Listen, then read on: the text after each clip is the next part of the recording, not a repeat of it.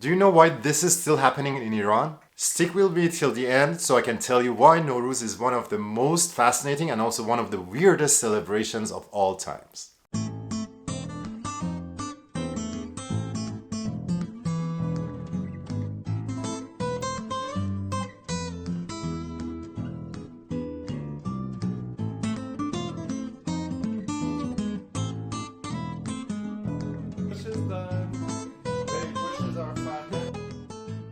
Nowruz is one of the biggest celebrations of Central Asian countries along the Silk Road, like Azerbaijan, Armenian, India, Iran, Turkmenistan, Kyrgyzstan, Kazakhstan, Pakistan, Tajikistan, Iraq, Turkey, and Uzbekistan. Nowruz marks the first day of the Persian calendar on spring equinox, and it's celebrated for more than 3,000 years ago. Most Iranians celebrate this day as one of the funnest times of the year, but it wasn't that for me, and I'm gonna give you 10 reasons why I didn't like Nowruz. First off, spring cleaning. Spring cleaning in Farsi is translated to khune tekuni, which means literally shaking the house, and that's what we do. We shake the house, we wash everything from the ceiling to floor. The biggest thing I remember from that time is when we brought the carpets in the yard, washing all the carpets, and Persians have lots of carpets in their home. So it takes usually around a week or 2 weeks to clean the whole house, every corner. Everything has to be washed. And this is the time that Nowruz bazaars open. Nowruz bazaars are basically a mess of crowd and colors and smells where you can buy food and designs for the new year and everything you can imagine under the sun. Can you imagine finding a parking place near one of those bazaars? Or if you're taking the metro, good luck. And in Persian culture, it is believed that for Nowruz, everything has to be new and fresh and clean. So you go and you buy new clothes for Nowruz. Now I remember as a kid that my parents would take me to shop clothing for Nowruz, which was the ugliest clothes that you could find on the market, and you basically can only wear them during the Nowruz holidays. And I'm talking about 80s. I think obviously things have changed right now, but I used to look something like this for Nowruz. And then there's Haji Firuz. Haji Firuz are basically people wearing a black face, wearing the brightest color, and they come on the street singing and dancing and collecting some tips. I know the first thing that comes to your mind is, this is racist, but now there's a big debate around it. Actually, some of the Persian scholars who are studying Persian culture come to the idea that this symbolized the Persian mythical hero, Siavash, who got rebirth from the flame and came back from the world of the dead, winter, to celebrate the spring equinox. If you want to read more about Siavash's story or his myth, I put the link down there below, but the name Siavash itself means a black-faced man. Others though argue that this is a more recent character that was invented during medieval times. These people believe that slaves who were brought to the south shore of Iran by Arabic states from Zanzibar or Ethiopia started this tradition to collect some money. Hence the song that they sing on this special day. This song roughly translates to, I come to you one time a year, greeting to my own Lord. Raise your head and look at me, my Lord. My own Lord, the billy goat, why don't you laugh, my Lord? I mean, both sides of arguments have some facts in them, but please write in the comment section what you think about this tradition. This is something that needs to be still celebrated as a part of the core of Iranian culture, or you think this is something that in today's world is not acceptable. Let me know in the comment section below. Hey guys, just a quick break. Just don't forget to subscribe to my channel if you like this video and give me a thumbs up. That would be a great help. When we get closer to Nowruz, Charshanbe Suri comes around, which is the last Tuesday of the year, and it's celebrated mainly by jumping over fire. If you haven't been to Iran during the last Tuesday of the year, this is a celebration that you have never experienced in your life. This is a citywide festival. There's bonfires every corner of the city. You see people playing music, dancing, and jumping over the fire, and dreaming that the fire will bring them health and burn away all their sickness and all their weaknesses. This is how Charshanbe Suri used to be celebrated.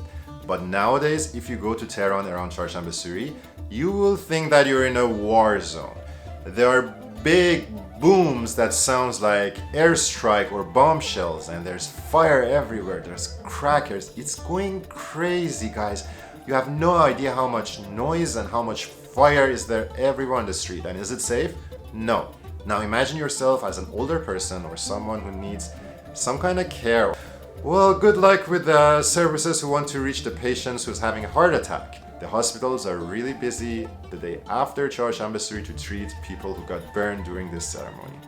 In more ancient times in Persia, this was celebrated by, yes, jumping over smaller fires, but also by tapping spoons and throwing jars from the rooftop on the street, which either way, I think it's very dangerous too. And this brings us to the most mythical and poetic part of Nowruz, Hastend. Hastend is basically comparable to a Christmas tree where we set up 7 elements starting with S, of course in Farsi, that symbolize parts of Persian culture. There's sabze, that symbolize the rebirth and renewal of the nature.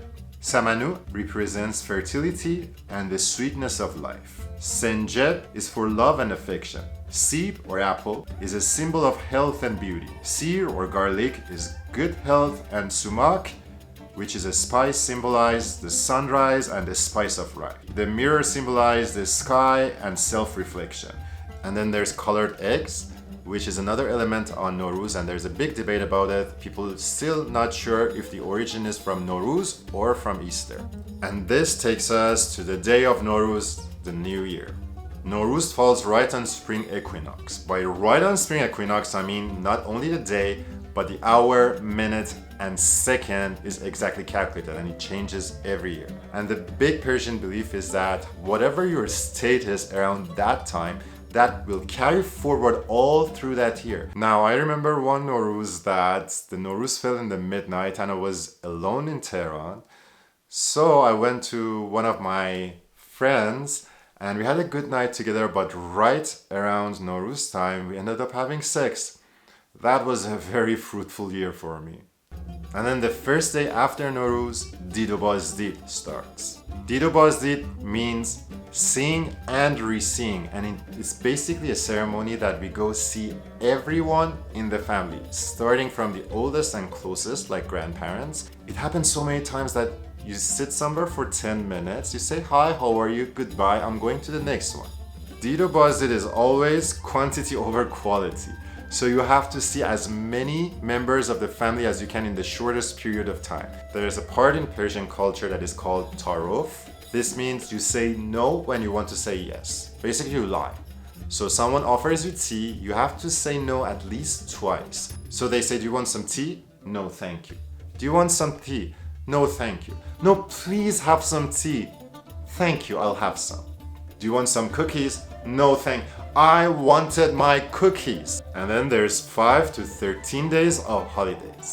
Now this might sound extremely good to you, but as a kid, the schools give us a big book to complete during these holidays. But this is the worst thing. You have to spend all your free time, all your vacation to complete this book so you can bring it to school after the holidays and they will grade you on it.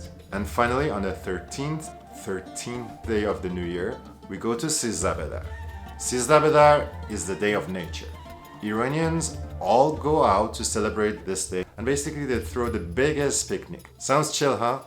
Now, imagine a city of more than 10 million population, all of them going out at the same time to find a body of grass by the water and doing picnic. This is an environmental disaster. Nowruz usually falls around the 20th or 21st of March, which is still very cold, very wintry in Canada. And that makes me miss my culture. Our culture is our identity. It's all we have.